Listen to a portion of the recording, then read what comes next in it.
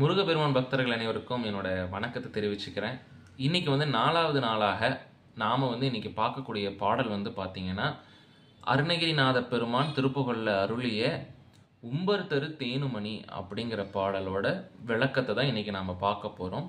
இந்த பாடல் நீங்க பாடுனீங்கன்னா மெய்ஞானம் கிடைக்கும் அப்படின்னு சொல்லப்படுது. எனவே இந்த வீடியோ நீங்க ஃபுல்லா பார்த்து அர்த்தத்தை தெரிஞ்சுக்கிட்டு அர்த்தத்தோட நீங்க பாட்டு மெய்ஞானத்தை பெறுவீங்க அப்படின்னு சொல்லிட்டு நான் பிரார்த்திச்சுக்கிறேன். சரி, நாம வந்து ஃபர்ஸ்ட் பாடலை பாடிடுவோம். பாடலுக்கு அடுத்து நம்ம வந்து பொருளை வந்து நம்ம பார்த்துடலாம்.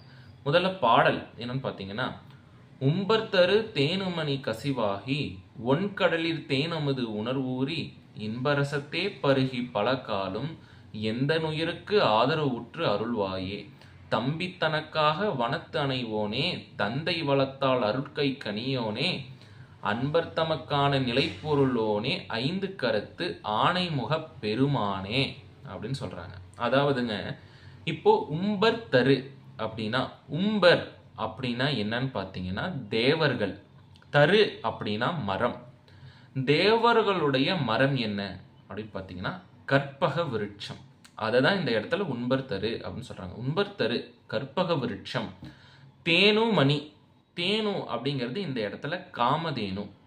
அப்புறம் மணி அப்படின்னா சிந்தாமணி. இது எல்லாமே தேவர்கள் உலகத்தில் கிடைக்கும். அதனால தான் எடுத்த உடனே உம்பர் அப்படின்னு போட்டாங்க. தேவர் உலகம், தேவர் உலகத்தில் தரு தேனு மணி இது எல்லாமே தேவர் உலகத்தில் இருக்கு. கசிவாகி, எப்படி அது போல் அது கேட்டதெல்லாம் கொடுக்குமோ, நினைச்சதெல்லாம் அதுக்கு நடக்குமோ, அது போல் என்னோட உள்ளம் வந்து மகிழ்ந்து நெகிழவும் அப்படின்னு இந்த இடத்துல சொல்லி, ஒண்கடலில் தேனமுது உணர் ஊறி.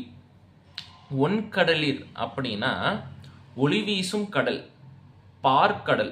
பார்க்கடல் தேனமுது உணர்வூறி. தேனமுது பார்க்கடலை கடையும் போது கிடைச்ச அமுது போல உணர்வு ஊறி அப்படின்னு சொல்றாங்க. அப்படின்னா உணர்வு ஊறி அப்படின்னா உணர்வெல்லாம் மகிழ்ந்து அதிலேயே திளைத்து மகிழ்ச்சியா இருக்கும்படியாகவும் இன்பரசத்தே பருகி பல காலும்.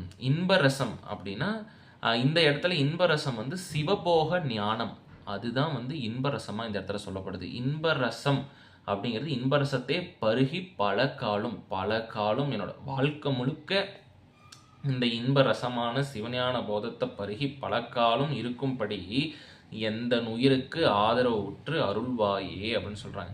இதெல்லாமே எனக்கு கொடுத்து என்னோட உயிருக்கு ஆதரவா இருந்து அருள்வாயே அப்படின்னு சொல்லி கணபதி பெருமானை வேண்டிக்கிட்டு அப்புறம் சொல்றாரு, தம்பி தனக்காக வனத்து அணைவோனே.